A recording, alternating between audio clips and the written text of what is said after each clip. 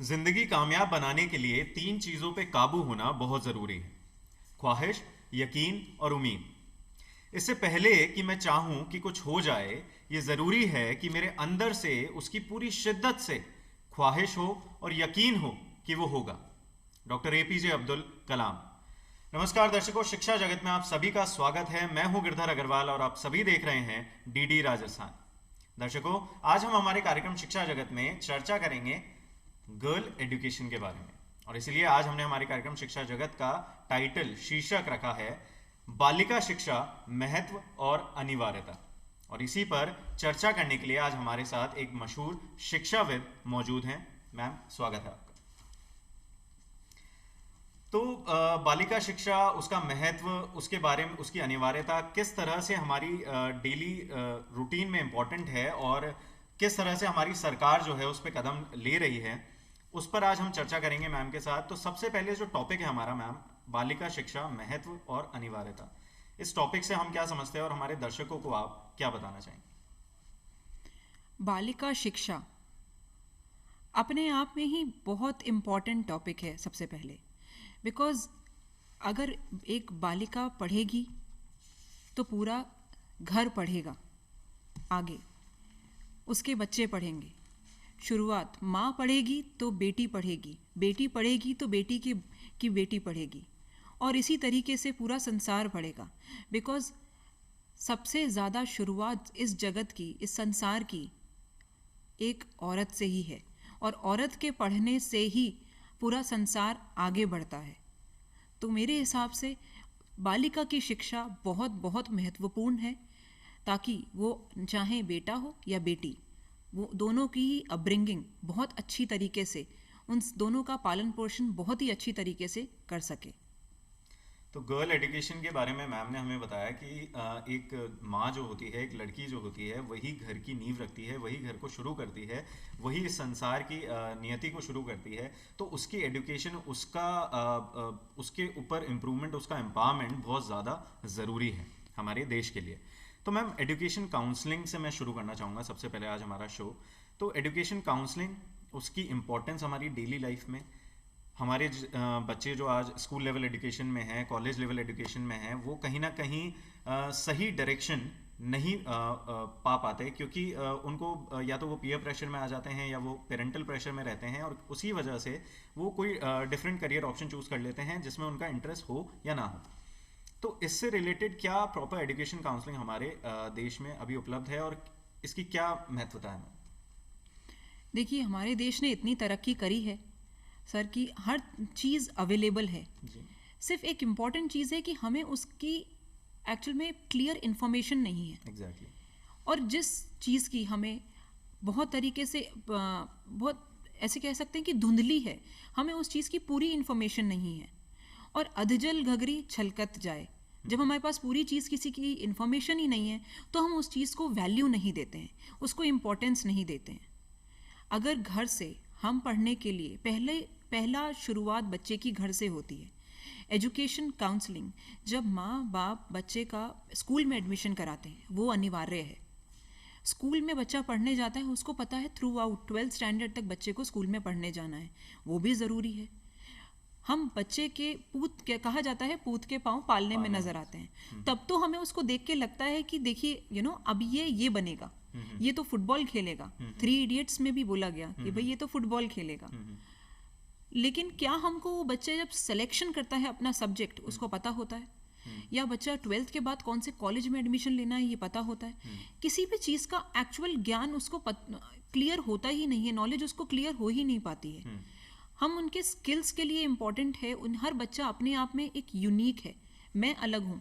जो something which is unique for my self, something which is good for my self may not be good for you. हाँ जी। तो जो मेरे लिए बेहतर है वो आपके लिए नहीं होगा। देखिए, मैं हूँ, मैं मेरे पापा मम्मी जैसी नहीं हो सकती, मैं मेरी बेस्ट फ्रेंड जैसी नहीं हो सकती, मैं मेरे भाई बहन किसी की तरीके से नहीं हो सकती। पांचों उंगलियां हमेशा अलग होंगी। तो एजुकेशन काउंसलिंग इसलिए महत्वपूर्ण है क्योंकि बहुत बार हम अपनी कंपनीज में, जॉब्स में अपनी चीज़ों से सेटिस्फाई नहीं हो पाते हैं। इनफैक्ट बहुत सारे लोग जॉब करते हुए वो भी अपने आप में खुश नहीं हो पाते हैं, सेटिस्फेक्शन नहीं मिलता है। क्यों? क्योंकि वो किसी एक ऐसी जगह पर हैं जो शायद उनके लिए नहीं थी, बट क्योंकि उनको आगे से डायरेक्शन मिला या वही चीज़ की नॉलेज थी, तो वो वहाँ जा कर के लैंड करते हैं। और यही डायरेक्शन अगर बच्चे को सही समय पे मिल जाए, या फिर ऐसा कहीं मार्गदर्शन सही समय पे मिल जाए, तो सही समय पे सही जगह पर वो जो काम कर रहा होगा वो और खुशी के साथ करेगा, और वो सही भी होगा। बिल्कुल सही होगा। और इसी तरीके से हमारा देश का जो यूथ है वो एक एम्पावर्ड इंडिया, नया यूथ वो डेवलप हो पाएगा। हमें किसी चीज़ की और रिक्वायरमेंट नहीं होगी, क्योंकि सब खुशी खुशी उस जॉब को फुलफिल कर रहे होंगे। तो उसी तरीके से एजुकेशन काउंसलिंग बहुत बहुत ही महत्वपूर्ण टॉपिक है और बहुत ही सिंपल चीज़ है, बहुत ज़रूरी है। अगर इसको फुलफिल नहीं करते हैं सही समय पर, हमारे यहाँ इस चीज़ को एक टैबू लिया जाता है काउंसलिंग को, मैं कहना चाहूँगी, क्योंकि सबको लगता है काउंसलिंग पता नहीं क्या चीज़ है, कि हमारे अंदर कुछ खराबी है, मुझे इसकी क्या ज़रूरत है, मैं तो पहले से परिपक्व हूँ, और अगर मैं किसी से राय लेने जाऊंगा तो मैं क्या छोटा तो नहीं हो जाऊंगा? उसे ऐसा लगेगा कि मुझे अपने बारे में नहीं पता है, मुझे मेरे करियर के बारे में नहीं पता है। लेकिन किसी की राय लेना, किसी एजुकेशन काउंसलर से बातचीत करके उससे ये जानना कि एक्चुअल में मुझे किस चीज़ में इंटरेस्ट है, क्योंकि education counselling is a very wide concept, जिसमें हम जब सामने वाले से बात करते हैं, किसी एक्सपर्ट से बात करते हैं, तो हमें ये जानने को मिलता है कि एक्चुअल इंटरेस्ट हमारा क्या डेवलप हो सकता है। एब्सोल्युटली।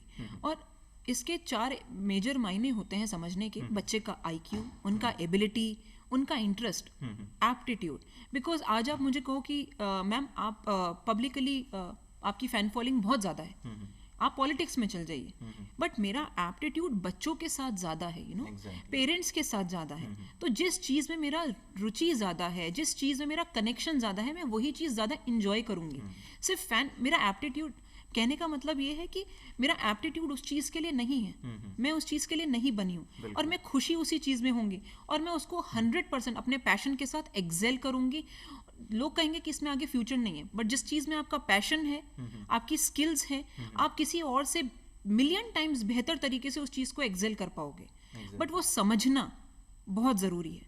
आगे के सवालों में हम आगे समझाएंगे कि किस तरीके से समझना है। जब हम अपना मन चाहा काम करते हैं और उसमें कुछ मुश्किलें भी आती हैं, कुछ फेलियर्स हमें देखने को मिलते हैं, तो हम उस काम को छोड़ते नहीं हैं, हम उसमें लगे रहते हैं, क्योंकि हमें पता है कि हम इस काम को कर सकते हैं। लेकिन अगर इसके विपरीत हम देखें कि हम कुछ ऐसा काम कर रहे हैं जो हमने किसी के कहने पे या किसी को देख के किया है, या किसी ऐसे करियर को हम चुन लेते हैं और उसमें हमको फेलियर मिलता है, तो हम उससे तुरंत मुंह मोड़ के और हम दूसरी राह पकड़ लेते हैं। Absolutely. तो मेरा अगला पॉइंट यही है, राइट डायरेक्शन किस तरह से हम प्रोवाइड कर सकते हैं मैम? कौन से ऐसे स्टेप्स हैं जो अभी फिलहाल सरकार ने ले रखे हैं, या फिर और कौन से ऐसे स्टेप्स हैं जो हम ले सकते हैं? आपका एक्सपीरियंस आप शेयर करें।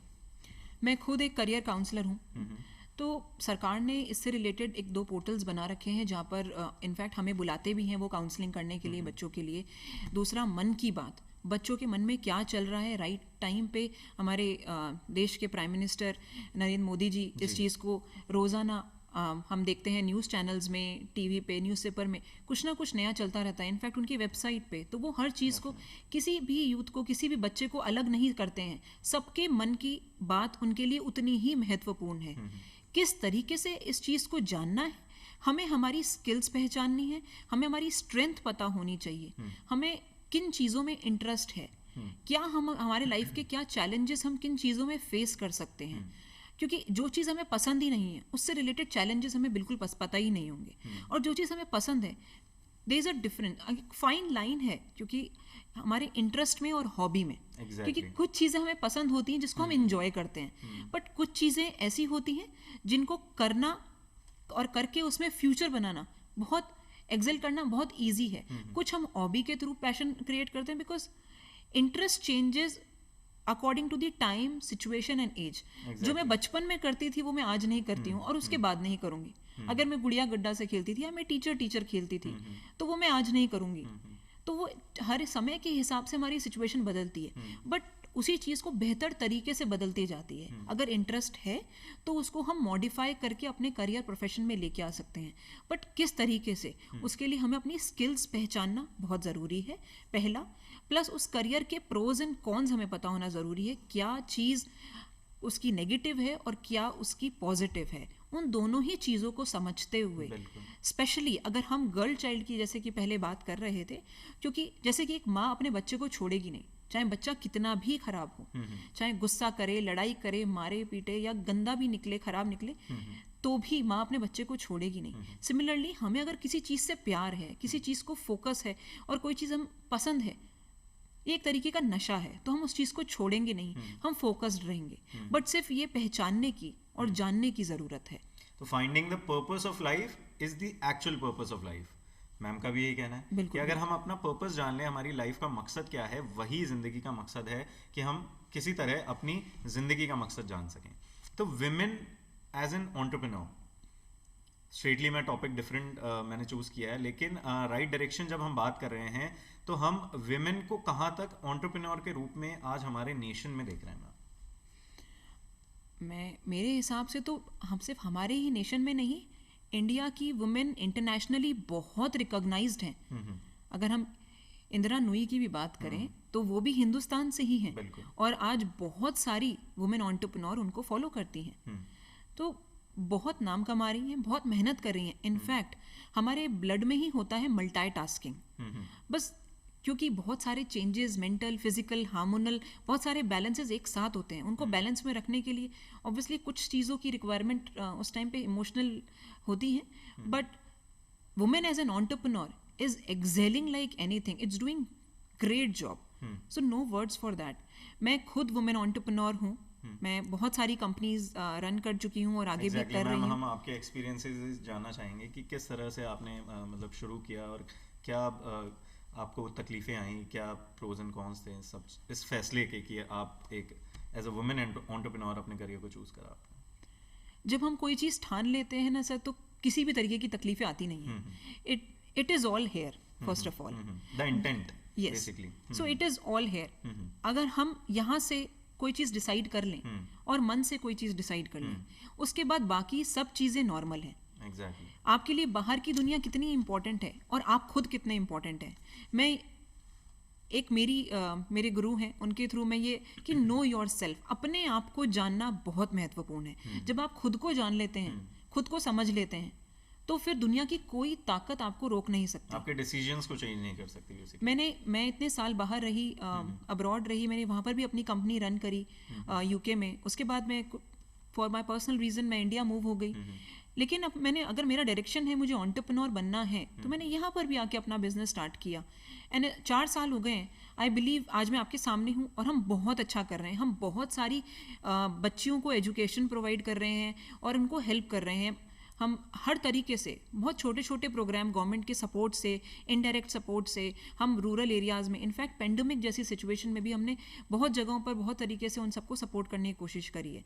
बट जब मन में और दिमाग में है, चैलेंजेस तो सर हर तरीके के आते हैं। शुरुआत चैलेंजेस की, जो इंसान को बाहर वाले से तो हमें डर लगता ही नहीं है। हमें डर, शुरुआत प्रॉब्लम होती है घर से, क्योंकि हम उनसे इमोशनली अटैच्ड होते हैं और उनकी ही बात हमें दिल पे लगती है, इसलिए हम खुद को रोकते हैं। गलत कोई नहीं है, सिर्फ नज़रिया गलत है। तो अगर हम अपने नज़रिए को बदल लें और उनकी बात समझते हुए उस काम को करें, थोड़ी मुश्किल होती है, बट आई बिलीव वुमेन के अंदर इतनी ताकत है कि वो सारी चीज़ों को मैनेज करते हुए उस काम को बतौर परफॉर्म कर सकती है। तो रुकावटें हर जगह आएंगी। जैसे कि मैं अपने घर से यहाँ तक आई हूँ, बहुत सारे स्पीड ब्रेकर्स आए, बहुत सारे पॉट होल्स आए, बट अगर मैं हर स्पीड ब्रेकर पे रुक के ये बोलूँगी कि मैं इसको क्रॉस कैसे करूँगी, क्योंकि मेरे दिमाग में ये था कि मुझे यहाँ पहुँचना है, तो मैंने किसी भी स्पीड ब्रेकर को उतनी फोकस करके देखने की ज़रूरत ही नहीं समझी। बिल्कुल। आपने हर्डल्स की बात करी है, आपने अभी एग्जांपल दिया कि घर से आते हुए भी हमें बहुत सारी मुश्किलें फेस करनी पड़ती है यहाँ तक पहुँचने के लिए, लेकिन क्या एक हद तक सपोर्ट रिक्वायर्ड है हमारे नेशन में विमेन को, गर्ल एजुकेशन को?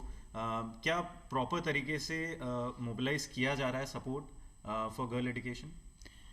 देखिए, गवर्नमेंट तो अपनी तरफ से बहुत कोशिश कर रही है और सभी जो लोग इस तरफ काम करना चाह रहे हैं वो सब अपनी तरफ कोशिश कर रहे हैं।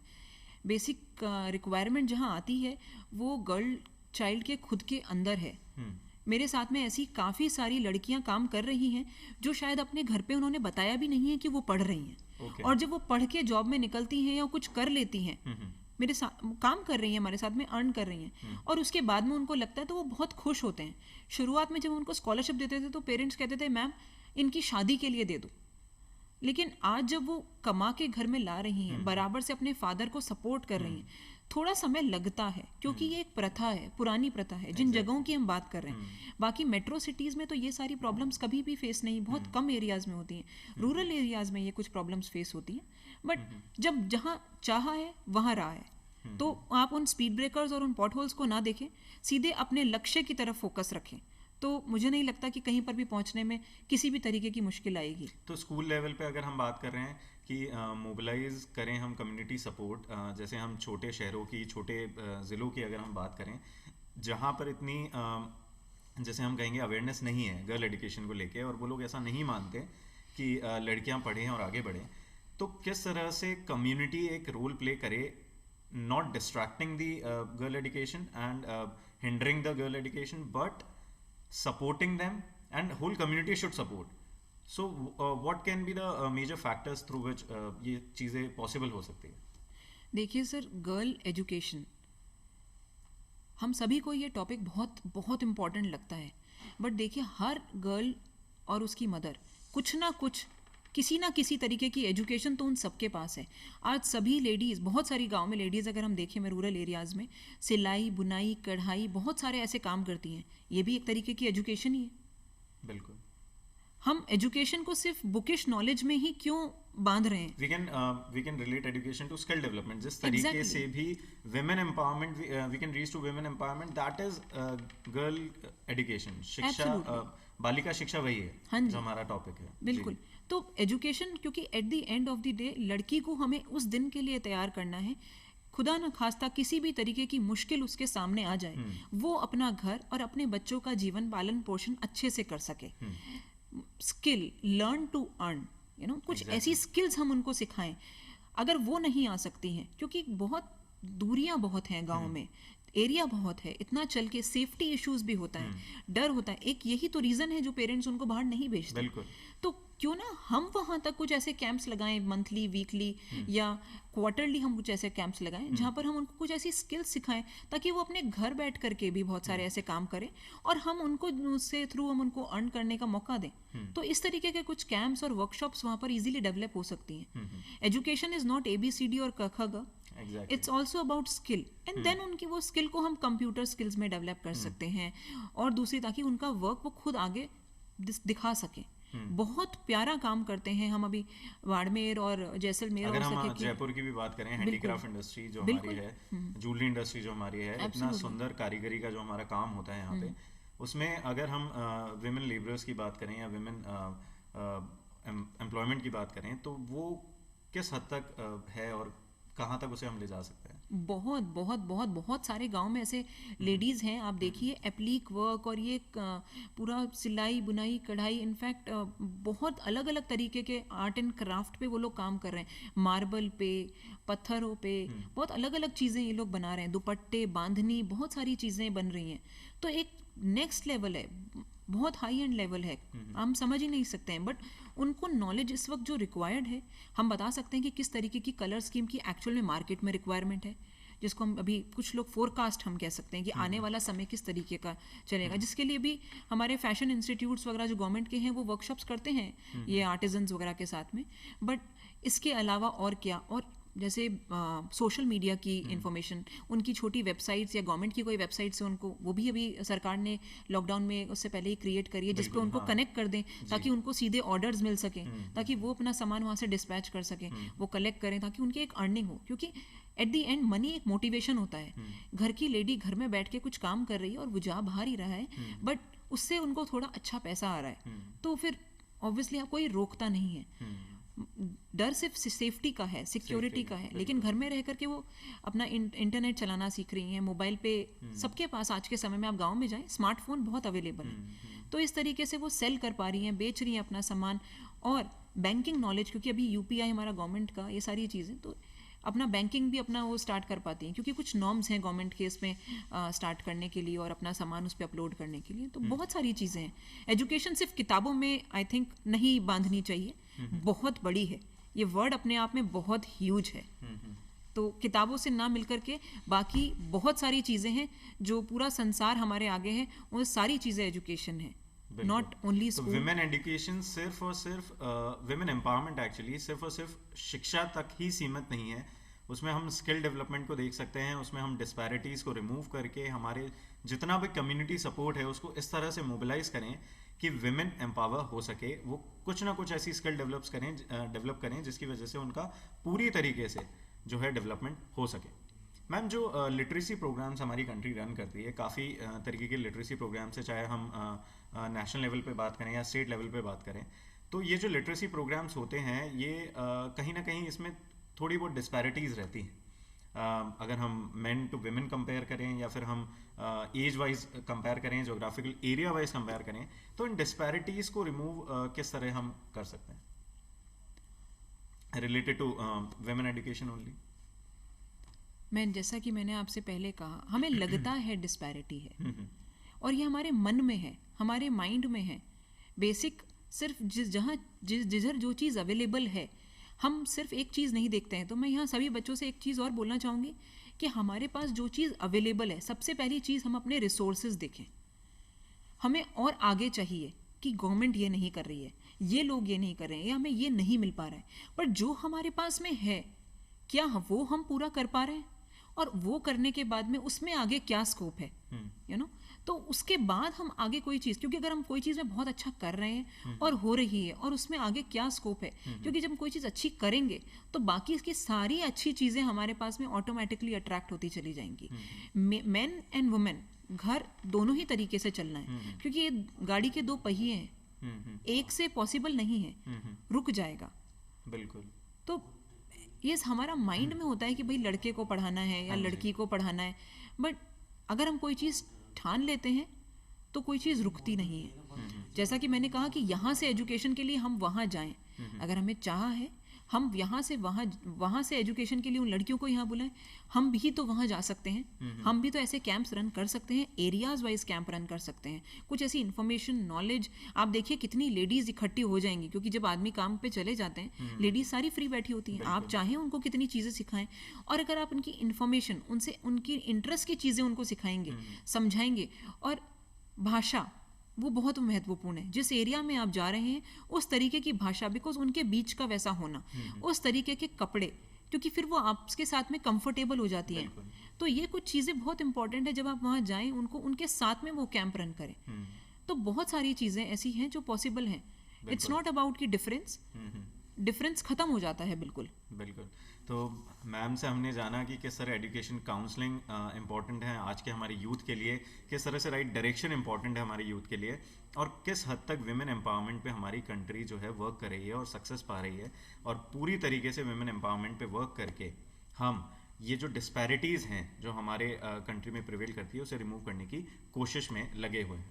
Ma'am, at the end of the show मैं आपसे जानना चाहूँगा कि how can we conclude our today show. मतलब हमारा जो टॉपिक है बालिका शिक्षा, उसका महत्व और उसकी अनिवार्यता, कि एक तरीके से उसकी इम्पोर्टेंस और उसको क्यों हमने एज अ टॉपिक हमने लिया है, उसे देश में एक मुद्दा बनाया है। तो 5 ईयर प्लान, 1 ईयर प्लान, क्या हम कंक्लूजन देख सकते हैं? घर में बेटी लक्ष्मी का रूप होती है और सभी को लक्ष्मी की बहुत ज़रूरत है, और कोरोना के बाद तो सभी के लिए बहुत इम्पोर्टेंट है। 5 ईयर प्लान 2021 हम सभी के लिए बहुत बहुत बहुत ही इम्पोर्टेंट साल है। गर्ल चाइल्ड एजुकेशन की जो, जैसा कि आपने कहा, अनिवार्यता, महत्वपूर्णता, वैल्यू, इम्पोर्टेंस, जब घर से एजुकेशन शुरू होगी तो आने वाला बच्चा, कोख से जो बच्चा या बच्ची दोनों आएगा, वो उतनी ही एजुकेशन साथ लेकर के आएगा, उतना ही लर्नेट होगा। जब उसका माइंडसेट उतना ब्रॉड होगा तो हमारा देश उतना ही आगे बढ़ेगा। और उससे भी आगे, जब अगर बेटी से बेटा और बेटे से आगे उसका बच्चा, पूरी एजुकेशन वाइड, उतना एक्सपोजर हम सबको मिलेगा, तो इस तरीके की डिस्पैरिटी जो हम बात कर रहे थे सर, वो सब खत्म हो जाएगी। वो आता ही शब्द कहाँ से है, क्यों है, जब ये संकोच मन में आता है, जब ये संकोच ही खत्म हो जाएगा, तो हमारा इंटेंट डिसाइड करेगा कि किस तरह से जो बालिका शिक्षा है और उसका जो महत्व है, उसकी जो अनिवार्यता है, उसको हम हमारे देश में लागू कर पाएंगे। ये हमारे इंटेंट से जाहिर हो पाएगा। इसी उम्मीद के साथ कि बालिका शिक्षा जो है और विमेन एम्पावरमेंट जो है वो बेहतर तरीके से हम उसमें कामयाबी हासिल कर सकें। अगले हफ्ते फिर मुलाकात होगी किसी नए विषय के साथ। तब तक के लिए नमस्कार।